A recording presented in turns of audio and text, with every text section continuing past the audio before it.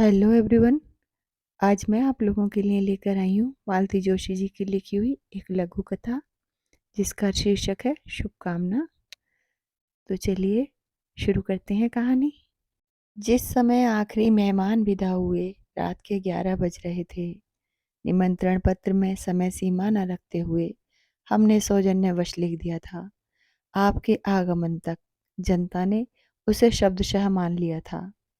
Hall के खाली होते ही हमने श्रांत क्लांत जोड़े को मंच से उतारा, थोड़ा सा मुंह जुठार कर होटल भेज दिया। बच्चों ने होटल पैराडाइज में भैया भाभी के लिए एक बढ़िया सूट बुक कर रखा था। नव दंपत्ति से निपटकर मैंने अपने मेहमानों पर दृष्टि डाली। कुछ लोग तो घर जा चुके थे, पर 10-20 अब भी यहाँ वहाँ बिखरे हुए थे। इन्हें घर ले जाना एक समस्या थी। शादी के लिए हमने एक सूमो और एक मेटाडोर ले रखी थी। सूमो में तो फिर भी लोग बैठ जाते थे, पर जिसको भी मेटाडोर में बैठने को कहा उसका मुंह फूल जाता था। बेचारी मारुति मेहमानों को ढो ढो कर बेहाल हुई जा रही थी, पर वह भी इस समय दूल्हा दुल्हन की सेवा में थी। सुनो, ये एकाएक सामने आकर खड़े हो गए। मैं बहुत थक गया हूँ, मैं घर चलता हूँ। तुम लोग सब समेटकर सुमो से आ जाना। थके हुए तो वे वाकई लग रहे थे। 5-6 दिनों से घर की सारी व्यवस्था उलट पुलट हो गई थी। न ठीक से सो पा रहे थे, न खा पा रहे थे। बदपरहेजी के कारण बीमार पड़ गए थे। दवाइयाँ भी समय पर ले रहे थे या नहीं। एक तो बारात के साथ लखनऊ तक का सफर और फिर लौटकर रिसेप्शन की तैयारी। थकना तो स्वाभाविक ही था, पर गृह स्वामी ही चले जाएंगे तो यहाँ क्या होगा। मैं पसोपेश में थी कि ये पास आकर फुसफुसाए, थोड़ा समझने की कोशिश करो। मैं नहीं जाऊंगा तो मेटाडोर में कोई नहीं जाएगा। फिर आधी रात तक इन लोगों को ढोते रहना होगा। न हो तो तुम चली जाओ, मैं रुक जाता हूँ। मेरा जाना तो किसी तरह संभव नहीं था। मैंने उन्हें अनुज्ञा दे दी। तय हुआ कि सोनल और राहुल मेरे साथ रहेंगे। फौरन इन्होंने चाची, ताई, बुआ, मौसी, मामी आदि को इकट्ठा किया और घर के लिए रवाना हो गए। मैंने राहत की सांस ली। मम्मा, मैं इतनी थक गई हूँ कि बस, सोनल ने कहा और स्टेज पर जाकर एक कुर्सी में धंस गई। वाह, क्या आरामदेह कुर्सी है। मम्मा, इस लड़की की चालाकी देखी? राहुल ने कहा। किस खूबी से आपको अपने मन की बात बता रही है। पर देवी, थोड़ा तो सब्र करो। मेरा ना सही, मम्मी पापा का ही ख्याल करो। बेचारे एक शादी से उभरे नहीं हैं और तुमने अपनी अर्जी लगा दी। बकवास मत करो, मैंने सिर्फ कुर्सी की बात की थी। And really it is so comfortable. सच कहूँ राहुल, मेरा भी मन वहां बैठने का बल्कि पसंदने का हो रहा है। इतनी देर तक खड़े खड़े पांव जम गए हैं और मुस्कुराकर जबड़े तन गए हैं। तो तुम भी आ जाओ ना मम्मा। धत, लोग क्या कहेंगे।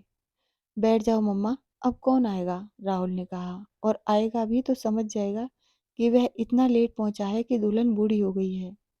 खबरदार जो मेरी माँ को बूढ़ी कहा, सोनल चीखी। अरे कहने दे, सास बन ही गई हूँ, साल भर में दादी भी बन जाऊंगी, बुढ़ापे में कसर क्या है।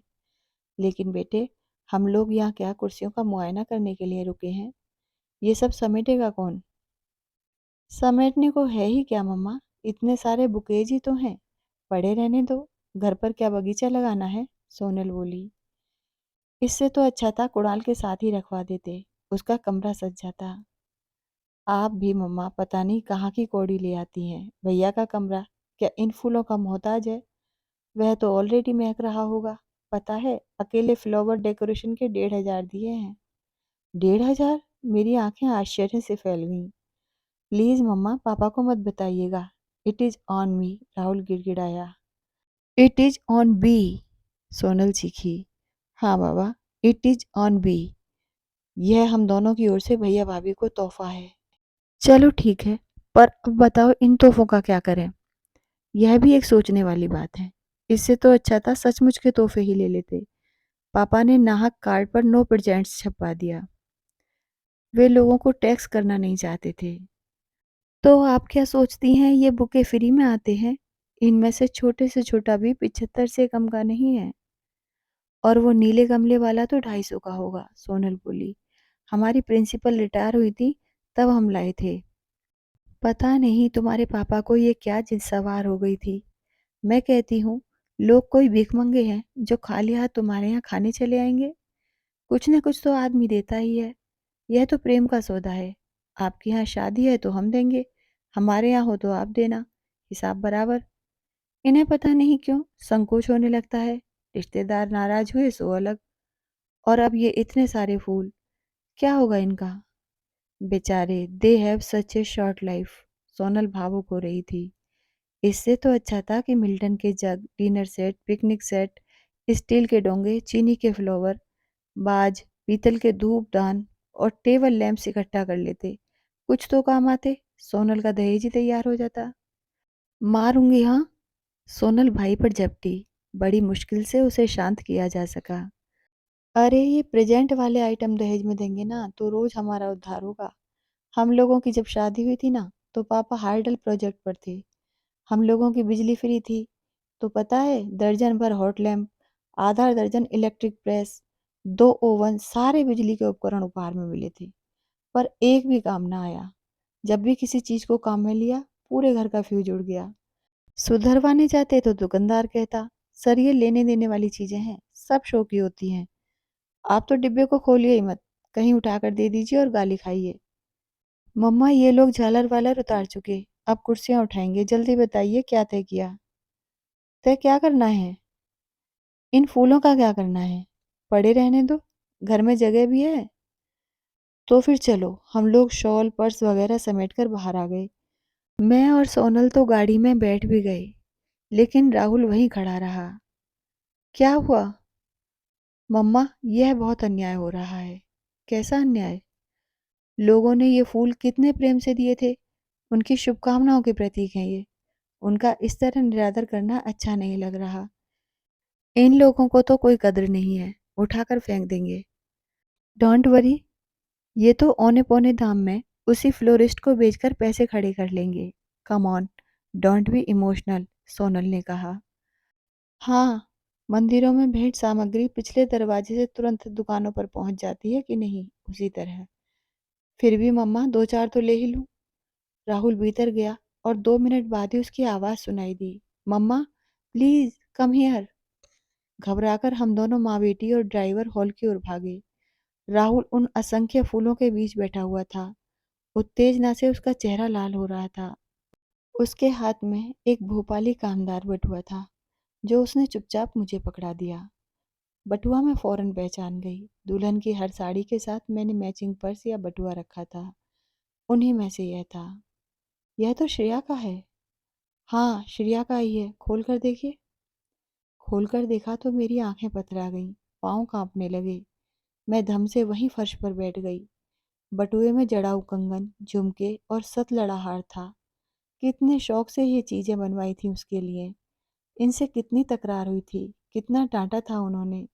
घर में एक लड़की भी आने को है, एक और बहू आने वाली है। तुम तो जैसे एक ही पर सारा कुछ लुटाने चली हो। उन्हें पता चलेगा तो पता नहीं क्या क्या सुनना पड़ेगा। दबे स्वर में बच्चों से कहा, देखो, पापा से कुछ मत कहना। घर में इतने सारे मेहमान हैं, सबके सामने शुरू हो जाएंगे। नई नवेली बहू की किरकिरी हो जाएगी। और अभी कुणाल से भी कुछ मत कहना। वह भी बिल्कुल बाप पर गया है। बोलने पर आता है तो आगे पीछे कुछ सोचता ही नहीं है। और सच तो यह है कि अभी श्रेया से भी मत बताना। सोनल, तुमसे खास तौर पर कह रही हूँ, जरा उसे भी अपनी गलती का एहसास होने दो। इतनी बड़ी लड़की और इतनी गैर जिम्मेदार। अरे कैसे पाई पाई जोड़कर मैंने एक एक चीज बनवाई है। कोई मुझसे पूछे, वो तो पराए घर से आई है, क्या दर्द होगा? अब चलें, मैंने कहा, और बटुआ छाती से लगाए भारी कदमों से उठ खड़ी हुई। लग रहा था जैसे किसी ने मेरा सारा उत्साह, सारी शक्ति निचोड़ ली हो। हम लोग चलने को हुए तो देखा सोनल दूसरी ओर मुंह किए सुबक रही है। अब तुम्हें क्या हुआ? मैंने चिढ़कर कहा। मुझे लग रहा था कि मेरी सारी सहन शक्ति चुक गई है। मम्मा, प्लीज, भाभी से कुछ मत कहिएगा। वो खुद जाते समय मुझे संभलवा गई हैं। खाना खाते समय मैंने ही इसे फूलों में छिपा दिया था। सोचा था जाते समय उठा लूंगी, और याद ही न रहा। बेवकूफ, जानती है आज कितने की चपत पड़ने को थी? तुमने तो कह दिया याद नहीं रहा। प्लीज मम्मा, राहुल ने सचमुच हाथ जोड़ लिए।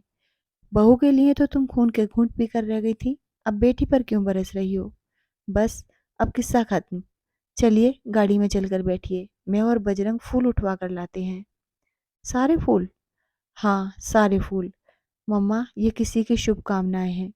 इन्हें हम ठुकरा कर चले जा रहे थे। सचमुच चले ही जाते तो सोचो क्या होता। सच चले ही जाते तो क्या होता, मुझे तो सोचते हुए भी डर लग रहा है। दोस्तों, आशा करती हूँ मालती जोशी जी की लिखी हुई ये छोटी सी कहानी आप सभी को पसंद आई होगी।